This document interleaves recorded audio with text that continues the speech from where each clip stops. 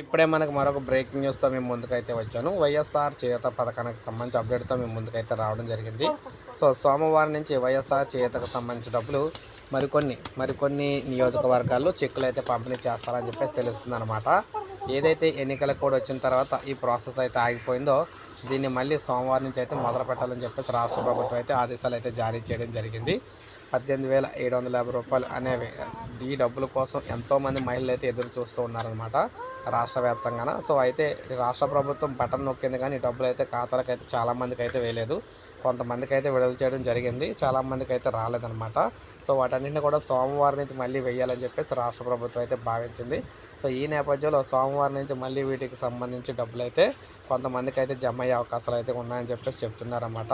So ఇప్పటి వరకు మనకి ఈ వైఎస్ఆర్ చేయూత పథకానికి సంబంధించి ఉన్న అప్డేట్స్ చూసుకున్నట్లయితే ఎన్నికల నోటిఫికేషన్ వచ్చిన నేపథ్యంలో ఒక్కసారిగా ఈ పథకానికి సంబంధించి వేయాల్సిన డబ్బులు అయితే ఆపేశారనమాట. ఇప్పుడు మళ్ళీ సోమవారం నుంచి ఈ కార్యక్రమాన్ని అయితే మొదలు పెడుతున్నారు. ఎందుకంటే ఇక్కడ 27వ తారీఖు నుంచి చూసుకున్నట్లయితే జగన్ గారి పర్యటన అయితే స్టార్ట్ చేయబోతున్నారన్నమాట.